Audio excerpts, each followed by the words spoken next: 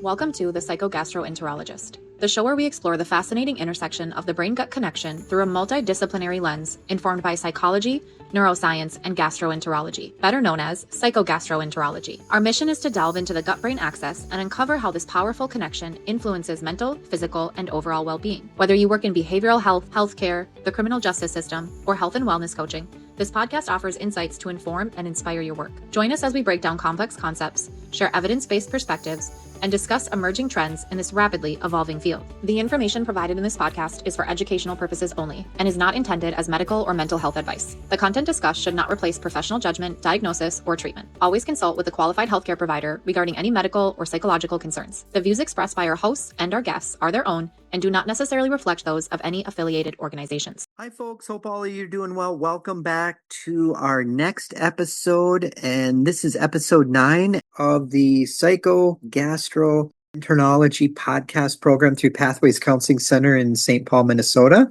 I'm Jerrod Brown. I'm your host. And today we're going to talk about the topic of neuroplasticity, one of my favorite topics of them all. If you're new to our podcast program, please check out our YouTube channel. When we have our podcast program, I have slides that I show visually. So if you're looking for a visual, definitely check out the YouTube channel. If you can see our slides here today, here's a copy of my brief professional biography. I wear a couple different hats. I'm a professor, trainer, researcher, and consultant. And this slide just visually shows all of you just some of the areas that guide and inform the work that I do. And a big part of what I do is the gut-brain axis, psychogastroenterology, and other related topics. You can see here, there's other topics on here that we will definitely get to in future episodes. And some of these we've actually talked about a few times now in previous episodes.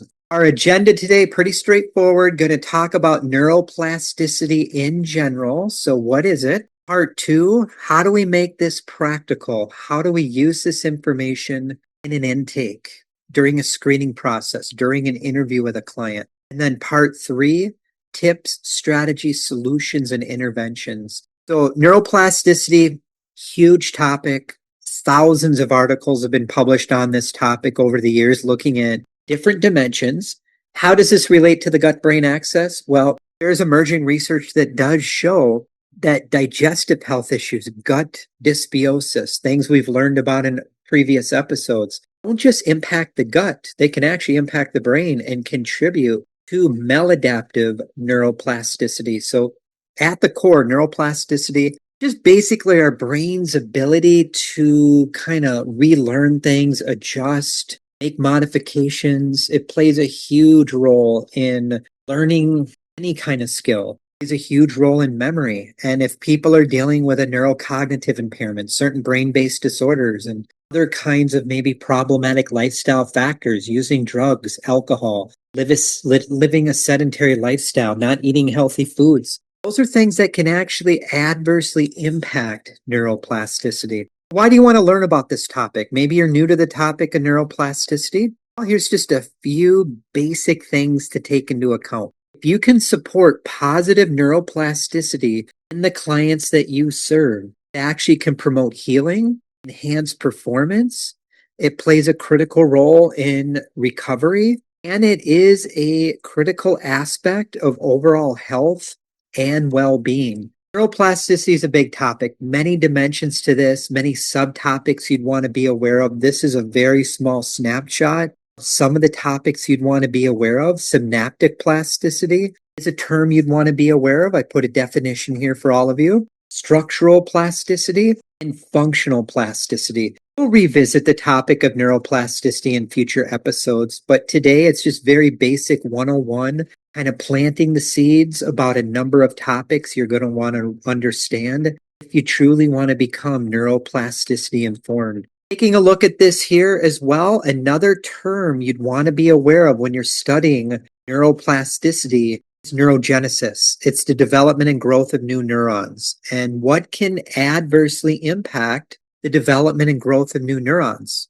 Well, the aging process as we get older. Neuroinflammation, very common among people with spinal cord injuries. multiple sclerosis, neuropsychiatric disorders, traumatic brain injuries, oxidative stress. We've learned about that a little bit in previous episodes. If you work with a person who's had a history of traumatic brain injury, brain trauma, that in and of itself can absolutely impact neurogenesis. What we eat has a lot to do with it. So if you work with clients that eat a lot of unhealthy foods, lots of processed foods, high sugary foods, things of that nature, not good. If you work with clients with alcohol, drug problems, or other kind of addictive behaviors, that can adversely impact neurogenesis. What are some things that can adversely impact neuroplasticity? Well, certain illnesses, brain injuries, chronic stress, trauma, depression, chronic pain, and substance misuse. So the more we can tackle these areas here,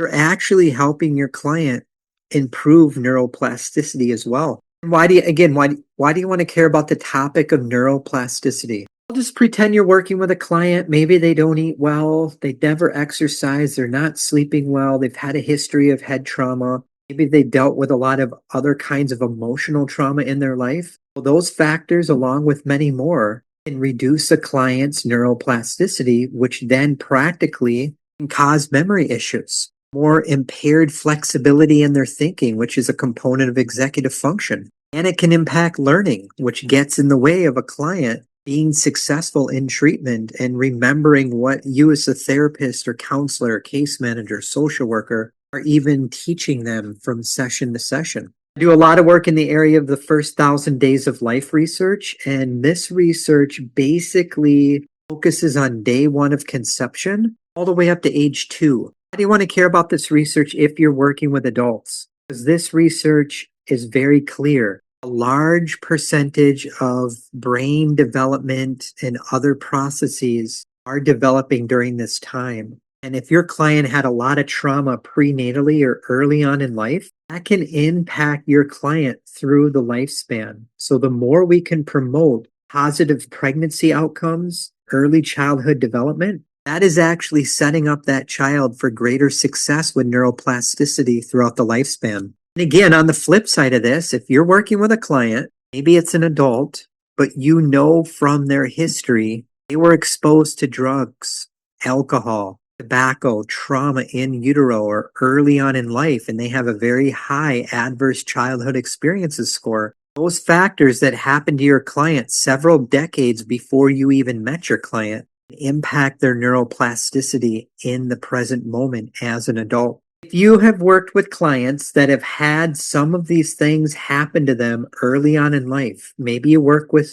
people involved in the foster care arena, termination of parental rights, high levels of poverty, homelessness, neglect, tons of stress early on in life, this can have lifelong implications for brain health, including maladaptive neuroplasticity. Anybody that you work with who's dealing with chronic pain-related issues, joint pain, back pain, migraine, gut health related pain. If you have a client that's dealing with chronic pain issues, that's a client that's dealt with pain for a long time. That in and of itself has been linked with more maladaptive neuroplasticity. So targeting pain, really having an appreciation for pain science is another piece of this big puzzle. If you work with clients who are dealing with social isolation, that in and of itself has been linked to more maladaptive neuroplasticity. So a targeted intervention would be to help clients reduce social isolation and loneliness. I just wanted to show you this. This is a good study from 2020, and there's countless studies out there. Why do you want to care about loneliness? Well, chronic loneliness, unfortunately, over a long period of time, may increase the risk of early death. It can have profound negative impacts on brain health, heart health, and all kinds of other aspects of life. So targeting loneliness is so important from a holistic intervention lens. Social isolation. If you work with clients that have a long history of social isolation, impacts brain health, body health. It may contribute to more anxiety and depression, self-worth issues, irritability, hostility, mistrust. These are things that are not good for gut health, and these are things that are not good for brain health. On the flip side of this, from a targeted intervention standpoint, if you can help clients reduce loneliness, isolation, and you can help clients get connected to other people, groups, things of that nature. The benefits associated with social belonging are many and varied. People that feel more connected to others and feel like they matter to other people and they belong to a group can play a role in reducing depression, anxiety. It can help lower pain in the body. It can help people sleep better. It can help lower blood pressure, reduce fatigue, improve cognitive functioning. It can play a role in reducing suicide risk, and it can help people live longer. This is just one article of several that I alluded to when we first started today. Emerging research is indicating there is a connection between the gut-brain axis and our gut microbiota and neuroplasticity. So part of this, from a holistic integrative approach, if you want to enhance client neuroplasticity, you also want to help clients improve gut health functioning. And this is just something to remember. We've talked about this in previous episodes. If you are a mental health provider, or you're a provider serving clients who are dealing with a number of mental health conditions, more times than not, that client is also dealing with more gut-brain axis dysfunction. What are some of the key players involved in gut problems and mental health issues? Well, chronic inflammation, intestinal permeability, leaky gut. We had an episode previously on the HPA axis. That's a factor.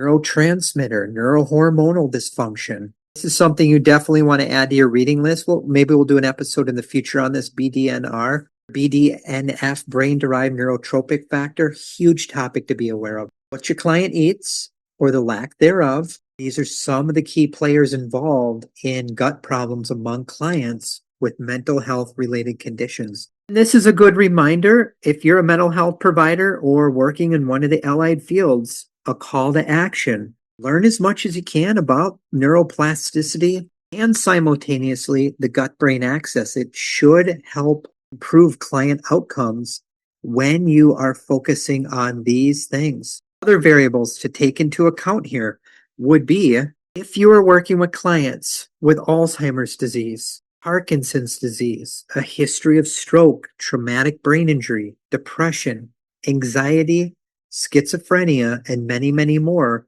Research leans in the direction that you are working with clients that probably are dealing with maladaptive neuroplasticity all the time. And equally important, the research says if you work with these clients with these conditions, gut-brain axis dysfunction is very common as well. You work in drug and alcohol treatment programs, you work with clients with substance use issues. That in and of itself is a threat to client neuroplasticity. Helping clients stay sober can also enhance client neuroplasticity. So that was a very quick overview of part one. So part two, how do we make this practical? Through a screening, intervention, and interviewing lens. Well, let's put on our neuroscience hats right now. And this is a very, very small list of factors to consider. In an ideal world, if you're working with clients with mental health conditions, having an appreciation neurobiological factors that can adversely impact health. So these are some of the factors you'd want to be aware of and topics you'd want to learn about.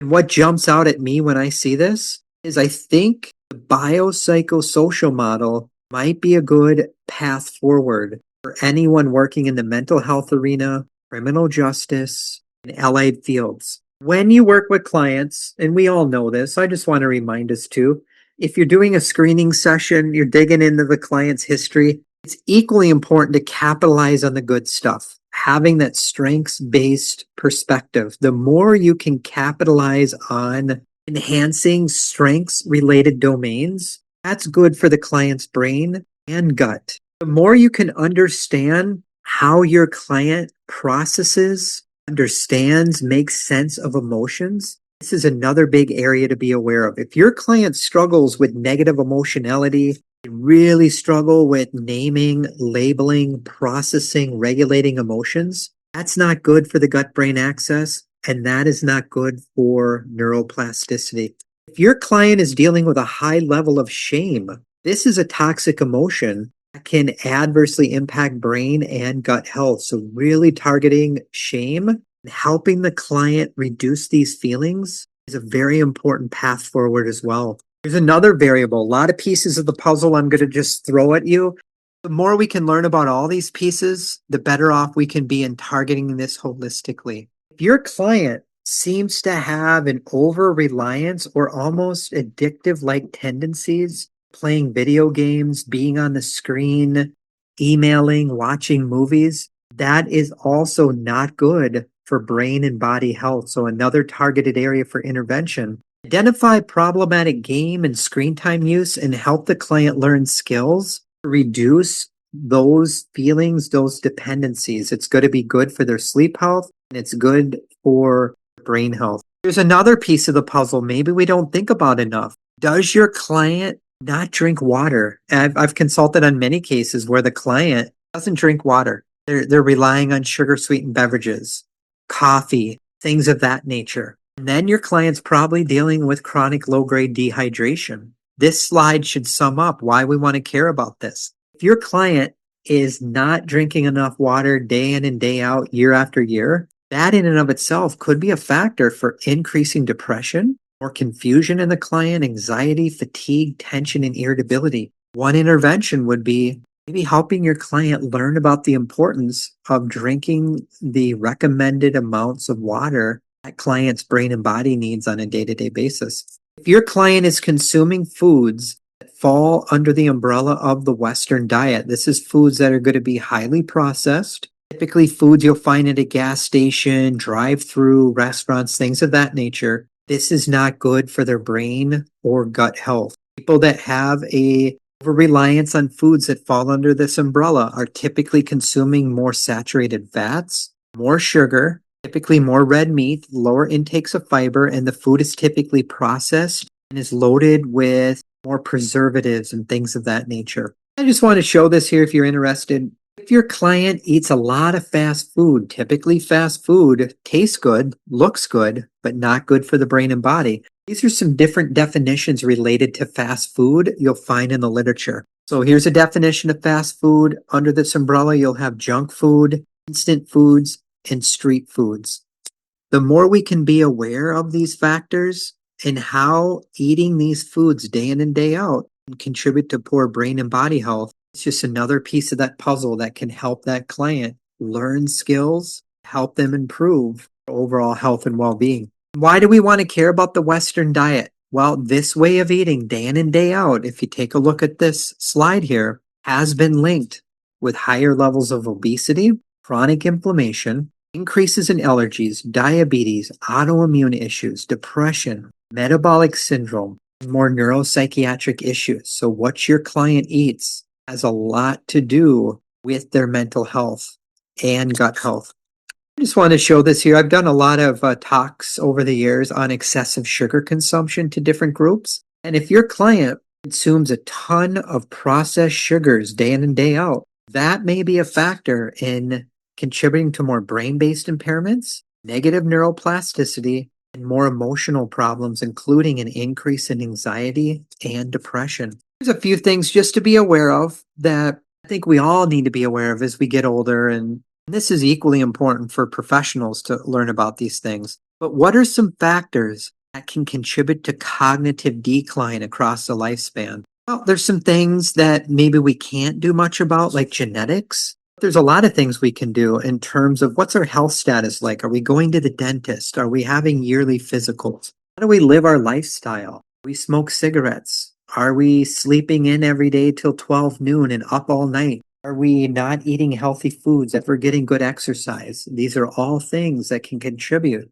to cognitive decline. Another quick overview. We could spend hours on each of these sections. This last section today is all about tips, strategies, solutions, and interventions. What are some things, according to peer-reviewed research literature, that can help enhance neuroplasticity through a lifestyle and behavioral intervention lens? Well, this is kind of what it says in a nutshell. And this is a lovely article from 2025. We probably want to utilize holistic, non-invasive approaches that are cost-effective. There's a multitude of interventions that we can tap into. Maybe it's cognitive therapy, rehabilitation, getting exercise, working with exercise specialists, working with dietitians, nutritionists. There's a multitude of things we can do to help improve neuroplasticity. What are some good habits to get into that can optimize brain health? Really take an examination of what someone eats.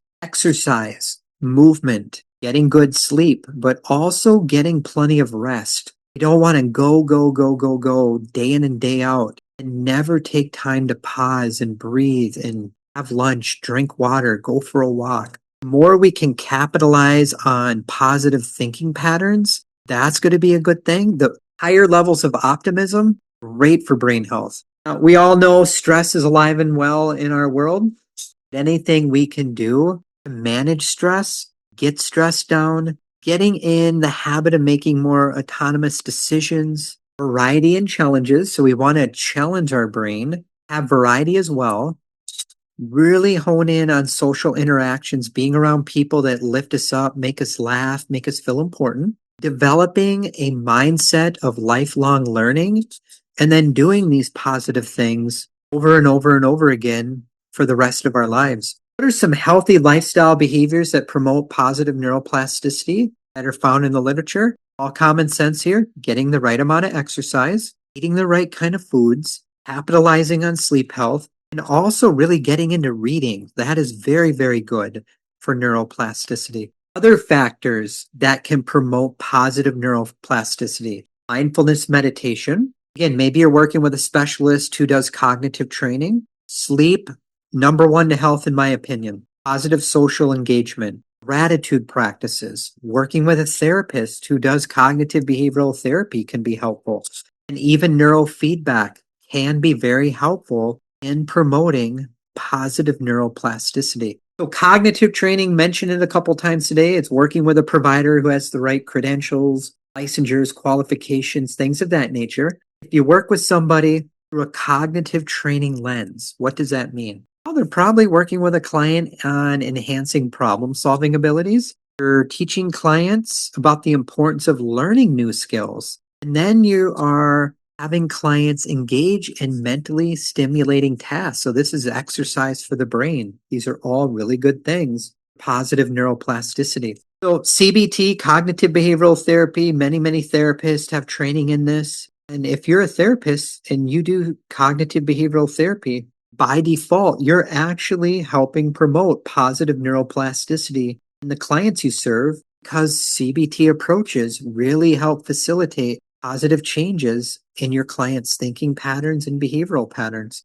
I mentioned lifelong learning before, a great thing for the brain and body, great for neuroplasticity. If you were to look at the lifelong learning benefits in the literature, what does it say? Well, it enhances brain health. It's good for our emotional, behavioral, and mental health. It can actually enhance our social network. It can help people feel more fulfilled. Great for improving self-esteem. Lifelong learning can actually help you get a promotion at your job, career advancement, better job security. It can help promote confidence. It's great for improving writing, reading, and thinking abilities, self-motivation. It's a great way to reduce boredom. What does some of the literature say about physical activity and enhanced neuroplasticity? Well, I talked about brain-derived neurotrophic factor just briefly before. Exercise helps release that in the brain. It helps reduce neuroinflammation. It helps reduce oxidative stress, and it can enhance synaptic connections, synaptic plasticity in the brain, and promote positive neurogenesis. This is a very basic level of how and why physical activity helps enhance neuroplasticity. We're going to be releasing an upcoming episode on walking interventions, so be on the lookout for this. But this slide here talks about just the very nature of going out for regular walks can actually promote positive neuroplasticity. We know walking is typically safe, cost-free, and it's effective. Getting out in nature is an intervention, and you have studies in the literature that do point to the fact that people that spend more time in nature and they're reducing their screen time exposure, that's good for reducing stress, and it may play a role in promoting positive neuroplasticity. If you look at the green space exposure literature in general, this is basically getting out in nature more. What does it say? Great for stress reduction, can help improve our mood, great for mental stimulation, it's great for sleep health. Journaling is another intervention that's About in the neuroplasticity literature. Engagement in routine journaling practices is exercise for the brain. And when we're exercising the brain by doing positive things, that in and of itself can promote positive neuroplasticity. What about reflective journaling? Maybe it's someone that really wants to get into journaling and practice some reflective thinking. Well, reflective journaling helps somebody examine their feelings, beliefs, values, and attitudes. This can be great for anybody. If you were to go through many, many journal articles focusing on the benefits of engagement in routine journaling practices, it says it's a form of self-care, can help reduce stress, great way to promote creativity, solve problems more effectively, teaches patience. It's actually a really good way to boost emotional intelligence. Another intervention we don't think about enough is engagement in jigsaw puzzles. Interestingly, there's quite a bit of therapeutic literature out there about the use of jigsaw puzzles in therapy and counseling practice. If you get clients involved in putting together jigsaw puzzles on a consistent basis, that's good for their brain. It's good for increasing attention, concentration. It's a great way to enhance memory and problem-solving abilities. There's another intervention we don't think about is bird watching. Getting people out and just watching birds is great for brain and body health. There's quite a bit of literature on this. Benefits of bird watching, according to a 2025 article, indicates it may help people reduce anxiety and stress, improve memory and attention. It's a great way to connect with others. You can learn new skills, and the list goes on. Taekwondo, another area to look at. There's some articles that indicate some people that engage in Taekwondo consistently may play a role in enhancing neuroplasticity for a variety of reasons. What does the literature say about engagement in regular Taekwondo? Well, it can enhance flexibility and balance, strength, stamina, boost confidence, and it's a great way to manage stress and self-control.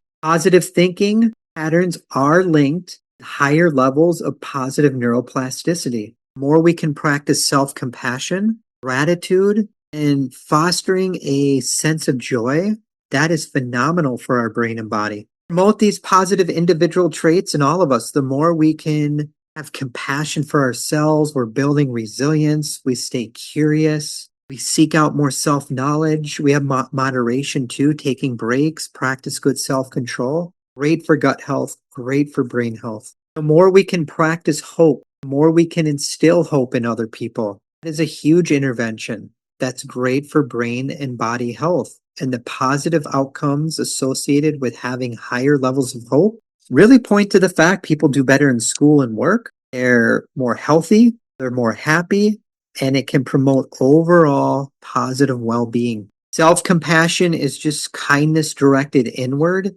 People that practice positive self-compassion day in and day out typically don't get sick as much. It helps reduce pain. So in a chronic pain management program, practicing self-compassion can be very, very good. A great way to combat stress, anxiety, and shame. And the list goes on. There's a few other variables just to plant the seeds with all of us. What about indoor plant exposure? There's some interesting literature out there. Maybe you can't get outside in nature as much. Getting some nature inside your house, getting some plants in there can be good. Getting more natural sunlight exposure. Daytime naps can be a good thing, but you really want to be mindful not over napping. Too many naps for a long period of time might not be that good. And consider therapeutic coloring, adult coloring books, things of that nature. These are some other interventions to consider. Equally important, so a lot of this is geared toward the client, but for professionals as well. The more we can enhance our own neuroplasticity